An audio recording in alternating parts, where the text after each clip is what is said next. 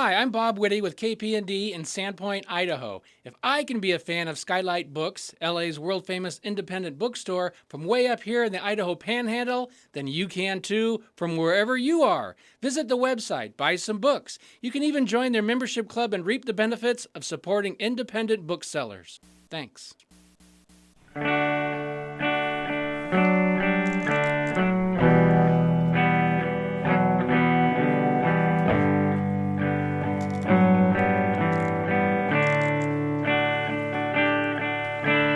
Meet me on the softer side. Meet me on the softer side. Softer side of your heart. Hi there, and welcome to the Skylight Books Author Reading Series. You can find out about this and all of our other author events at www.skylightbooks.com, where you can also browse our inventory as well as order books online. You can also follow us on Twitter or even be our friend at facebook.com. If you'd like to talk to a real person, we can be reached at 323-660-1175. And don't forget, Skylight Books depends on listeners like you to help support us. So whether you're in our neighborhood or browsing online, buy a book or two to help ensure that we'll be around for a long, long time. Thanks and enjoy. But tonight, we are delighted to present Andrew Porter, author of In Between Days. Andrew's short story collection, The Theory of Light and Matter, was a Skylight Books staff pick and a big hit with our customers.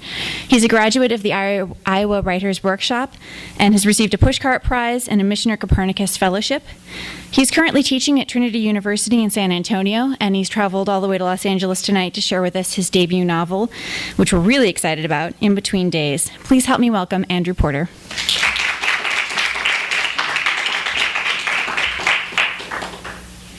Thank you, and thank you all for coming out tonight. It's great to see a lot of familiar faces. This is technically the last stop on my book tour, so I can't think of a better place to end than Los Angeles, and also at Skylight Books, who've been very kind to my books and me. So anyway, I'm going to read... I've been reading from the first chapter of my novel pretty much because it's easiest to read from, but tonight I thought I'd read the last chapter.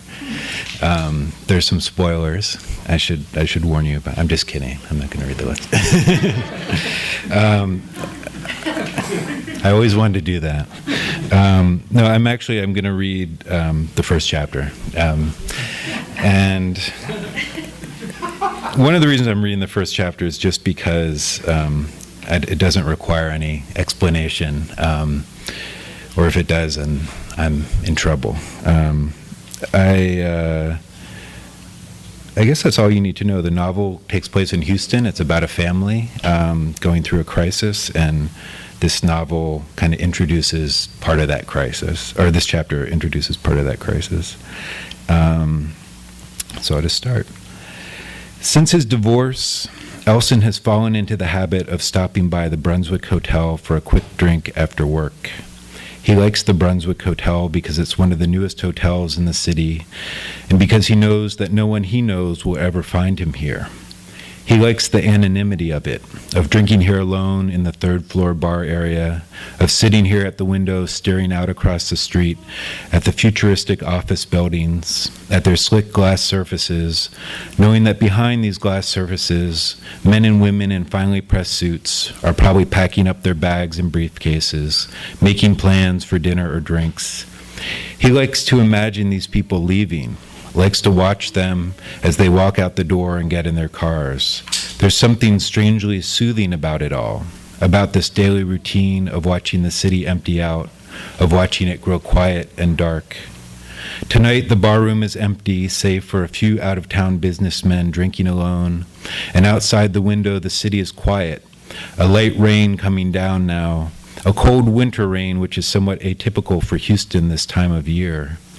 In an hour from now, he will be meeting Lorna Estrada, the woman he has been sleeping with for the past 6 months, the woman he met just after his wife left him at a barbecue at his friend Dave Milhauser's house. Lorna is 27 years old and many years his junior, and yet surprisingly mature for her age. He sometimes speculates that this is because of her Filipino upbringing, because of the strictness of her parents, or other times because of the fact that she came to the States so young, that she got a first-hand glimpse of how cruel the world could be to a non-English speaking adult, especially in a city like Houston. The first and only child in her family to ever receive a degree in anything, Lorna works as a curator at the Museum of Fine Arts and shares with Elson a strange and fervent interest in minimalist architecture. That Elson is himself an architect was perhaps part of the initial allure. The fact that they could talk with ease about the work of Claudio Silverstrin or Vincent van Duysen or Sudo de Moro. But now Elson wonders, what has that allure become? A few empty hours at the end of the day, a couple of drinks, maybe a movie, mostly sex, and even that has become routine. In the early days of their relationship, if that is in fact what this is, they would go to the houses of Lorna's friends. They would sit around drunkenly discussing the state of the world or art, just as he'd done back in college. And though most of these people were younger than him, some of them young enough to be his own children, he still enjoyed it. He liked to watch the flicker of the candles, the shadows playing along the walls. He liked to listen to the conversations from a guarded distance, with a vague sense of amusement, or perhaps jealousy. How long had it been, after all, since he'd shared these types of convictions himself? Later, he had even started smoking again, joining a small group of them as they went out to the yard to have a cigarette after dinner. And as he stood there beneath the lamplight on the porch or in the shadows of the garden, he would look over at Lorna and smile, and she would always smile back. But what has happened since then? He often wonders whether he has maybe upset her or embarrassed her in some way, or if it is simply the fact that he, Elson, is so indicative of everything that she and her friends despise. It has been a month since they've done anything but meet at Elson's apartment after work, and even when Elson has inquired about her friends, Lorna has been evasive. They're always too busy, she tells him, working on their projects or organizing some event or protesting some local politician. One night earlier that week, he had stopped by her apartment after work to drop off a sweater she had left at his place. He had not told her he was coming, but he had expected she'd be happy to see him. He had knocked on her door several times, and when no one had answered, he had stood there for a long time and listened. Through the clear glass window, he could hear voices coming from the other side of the apartment, laughing. He stood there for a while longer, listening, and then knocked again. After a while, the voices grew quiet and a light went off in the kitchen. He wondered what to do, whether to stand there and wait, humiliate them all when they eventually came out, or whether it would be better just to leave. Finally, he had decided to drop the sweater off in the doorway and leave.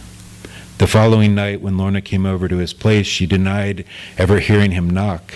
She claimed that they were planning a rally about something or other and that they were probably too busy, too engrossed in their project to hear him. Elson had shaken his head and smiled. Whatever, he'd said, borrowing an expression from Lorna herself, an expression that she often used when she wanted to dismiss him. And then he'd stood up and walked into the kitchen for a beer. Now, sitting in the dim-lit glow of the Brunswick Hotel bar, Elson finds himself wondering whether he should have handled it differently, or whether it would have even mattered.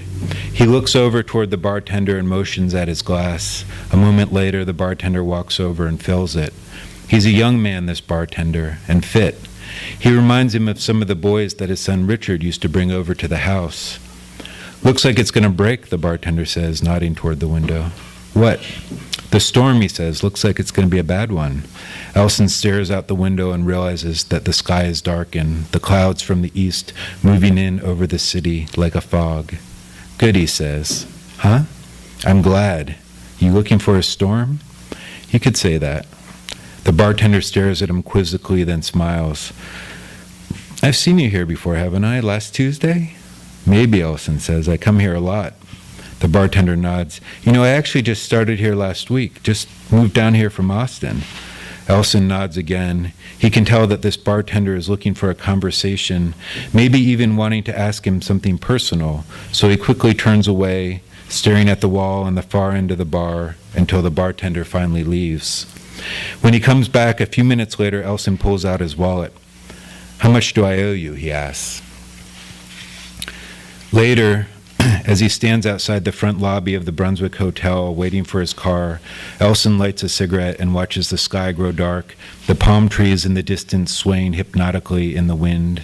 He wonders why he acted the way he had at the bar and whether or not he has ruined the Brunswick Hotel forever. He looks across the street and thinks of Lorna and realizes that the promise of the night has suddenly vanished. He wants to go home and sleep it off. The valets are putting on rain parkas with the hotel logo printed on the back, and when his car comes up the ramp, they all swarm in around him, holding out their arms, swinging an umbrella above his head.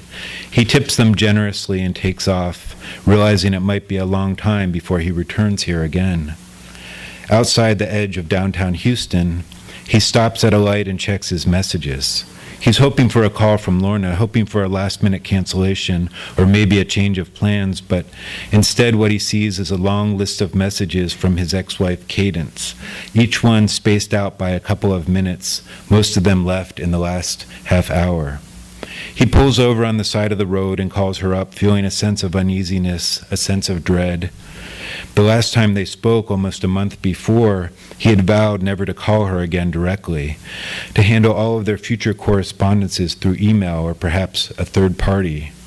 The last time they spoke, she had called him a monster, a term that had stung him so deeply that it had taken him several days to shake it off. He expects that Cadence will want to pick up where she left off the last time they spoke, but when she answers the phone, her voice is surprisingly calm. "What's the emergency?" he says. "What do you mean?" "Well, you called me, let's see, 7 times. "Oh, no emergency. You just wanted to talk?" "No, I wanted to tell you something." Outside the window, the rain is coming down hard now, obscuring his view of everything. He turns off the windshield wipers and waits for her to finish. "I want to tell you that Chloe is going to be coming home tonight, and she's going to be staying with me for a while." "What do you mean?" "I mean simply that." "Doesn't she have classes?" "Well, no, not at the moment. She's been asked to take a leave." "A leave from school?" "Yes." Elson can feel his pulse quickening. "What are you talking about?" "Just what I said. She's been asked to take a leave for the rest of the semester." "She's been expelled?" "Well, no, not exactly. It's more complicated than that." Elson looks out the window and feels his body loosening, his mind swimming with possibilities. "What I'm saying is it hasn't come to that yet. They're still in deliberations." "Who?" "The provost, the president, the dean of student life, most of the student judiciary council." She pauses. "As I said, we're hoping it doesn't come to that." "Jesus, what did she do?" "Well," Cadence says but doesn't finish. "Look, Elson, this is something she wants to talk to you about herself." Elson sits there for a moment silent. "I told her I wouldn't tell you." "You're keeping secrets from me now?" "No, it's not like that." "How long have you known?" Cadence is quiet for a moment. "I don't know. A couple weeks, I guess." "A couple weeks?" "Look, Elson, I'm not going to talk to you this way, okay? I'm not looking for a fight. I just wanted to tell you that she's coming home tonight and that she's agreed to meet with you tomorrow if you're willing. She can explain the whole thing to you then." Elson considers this. "Who's picking her up?" "Richard."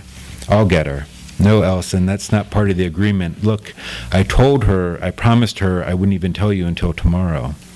Elson grips the edge of the dashboard with his left hand, squeezing it until his knuckles turn white. "So you're telling me that I can't even pick up my own daughter from the airport? Is that what you're telling me?" "That's what I'm telling you." "Cadence, I'm hanging up now, Elson." And before he can get out another word, the line goes dead. He looks at the phone, then redials her number, but all he gets is Cadence's voicemail. He considers leaving her a message, but decides instead to just hang up. He drops the phone on the floor and then feels his stomach drop. He wonders where his daughter is now, whether she's high above the earth in an airplane cabin circling the tiny suburbs of East Texas, or whether she's still back at the airport in Boston, waiting for her plane. He tries to picture his daughter's face, tries to remember the last time they spoke, but the memory is vague.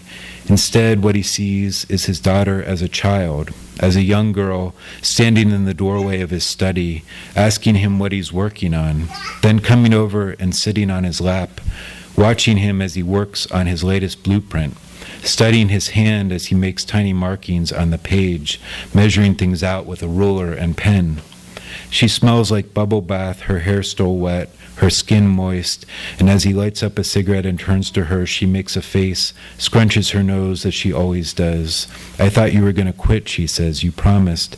And he assures her that he will, that once his project is over, once he's finished, he will definitely quit, and then the memory is gone, and Elson is reaching into his pocket for a freshly opened pack. A moment later, as he's driving past the gay bars in Montrose, he dials up Lorna's number, his fingers twitching so badly now that he can barely hold the phone. When she answers, her voice is calm, guarded. She tells him that she's talking to someone on the other line. I'm coming to see you, he says. I'm not ready, she says. I haven't even showered. I need to see you right now, he says. Something's happened. Lorna is silent. Then she says, what's happened? But he doesn't answer. He realizes only now how upset he is, how he doesn't even have words to explain it. I'll tell you when I come, he says finally. Give me 20 minutes. Okay, he says, and then he drops the phone on the seat. Outside his window, the storm is finally breaking. The heavy clouds from the east rising up over the city, combining with other clouds to form a giant mass. He pulls over on the side of the street and parks. The rain is coming down quickly now, pounding the car, and in the distance he can see brilliant displays of lightning splintering along the horizon. He looks out the window to his left and notices a small row of brown stucco houses, all old and somewhat disheveled, and realizes then, with something like panic, with something like fear, that he doesn't actually know where he is, that he must have made a wrong turn somewhere, that somehow, in the city where he's grown up, the city where he's lived all his life, he is lost. That's it.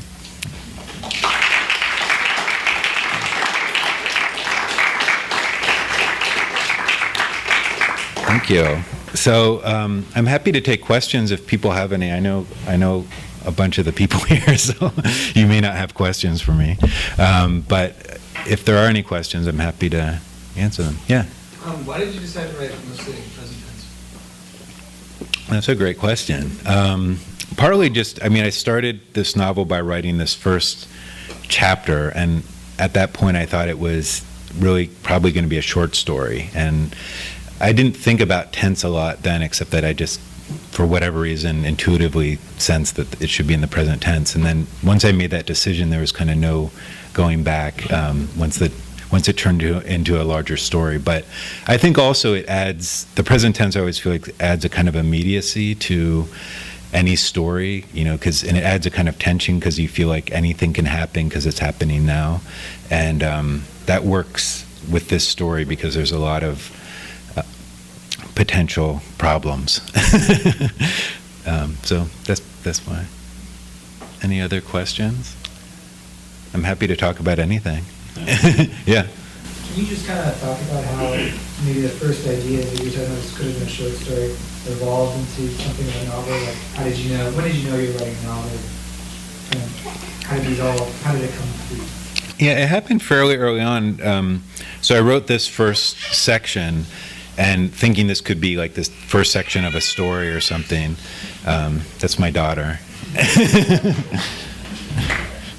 She tends to heckle me at reading, so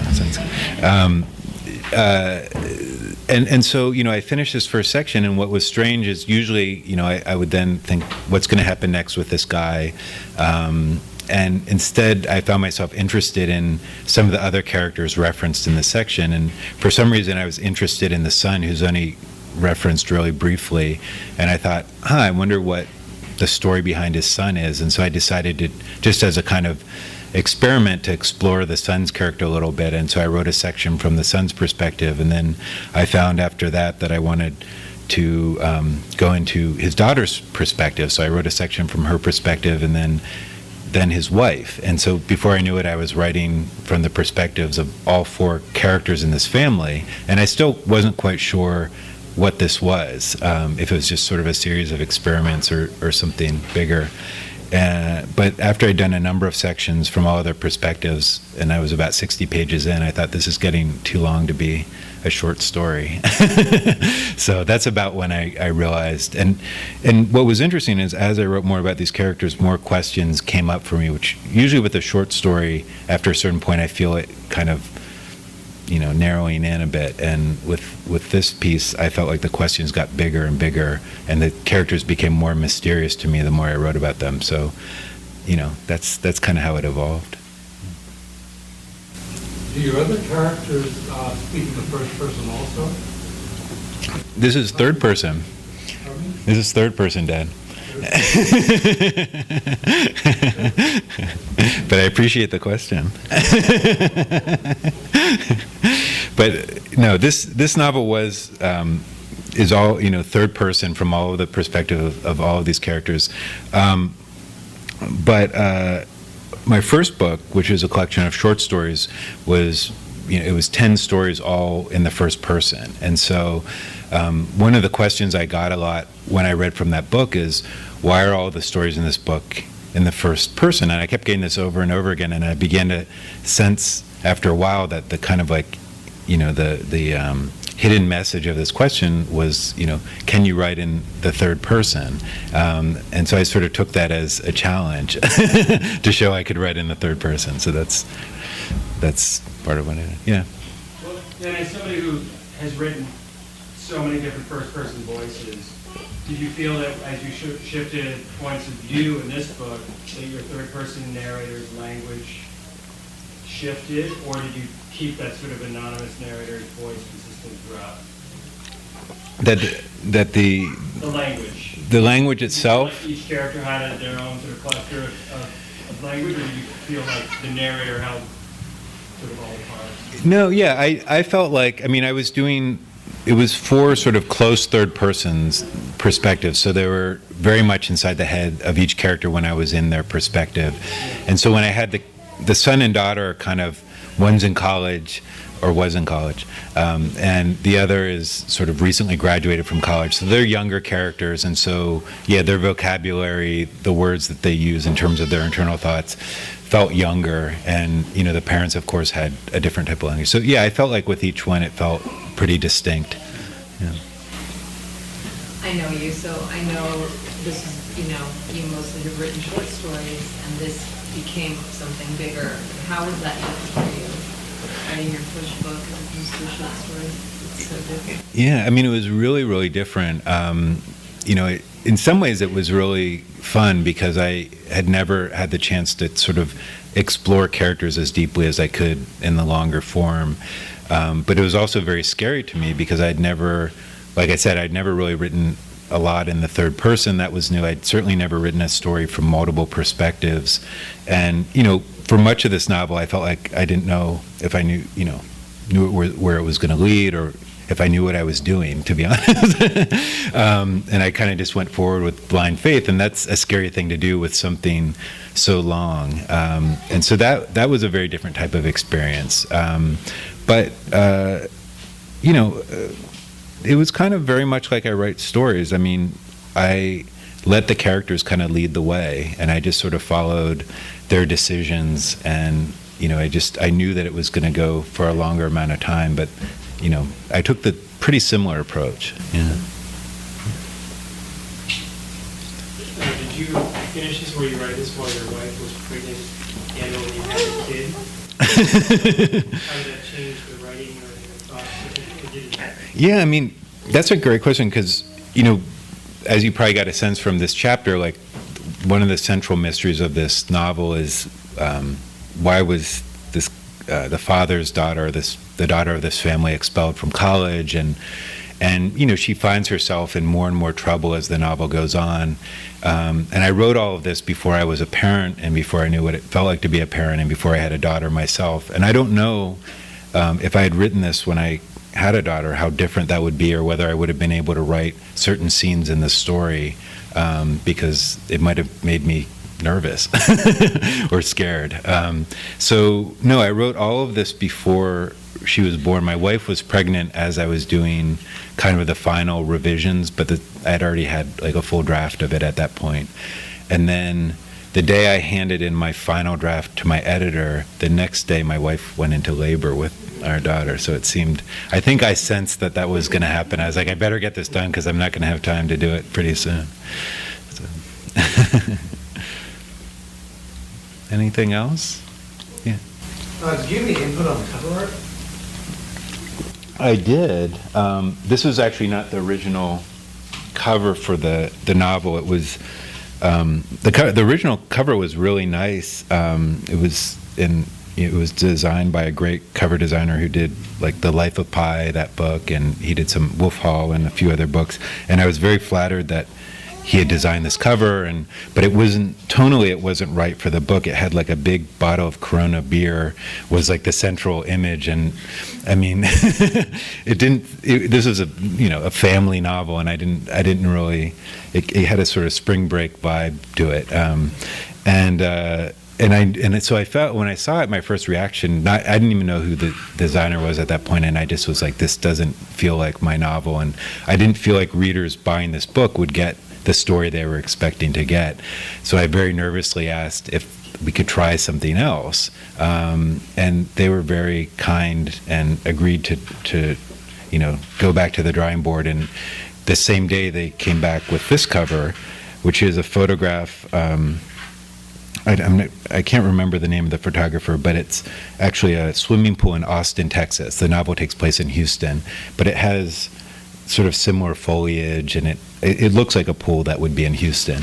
And so it just seemed to set a better tone for what this book was. And so ultimately I was happy with that. But a lot of times you don't get any input at all as an author. So I was lucky that they were willing to do that. Yeah.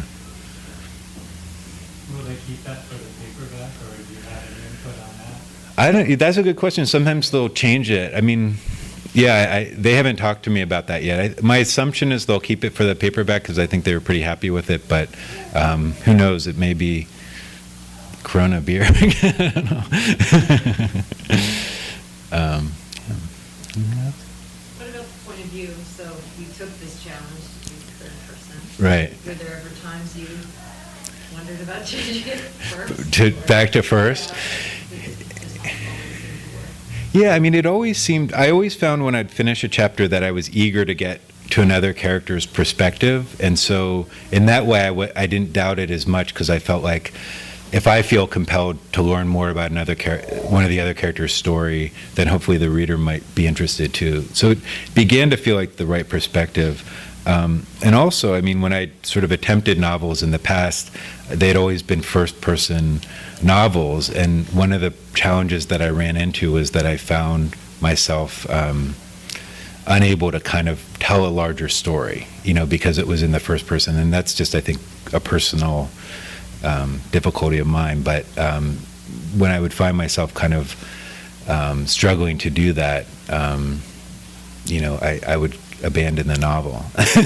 And so part of the reason I did this is it kind of forced me to tell a big story. I mean, if you have four perspectives, it forces the story to be big. So that's one. Anything else? Well, thank you all for coming out. And I'm happy to sign books if anyone would like me to, and stay dry.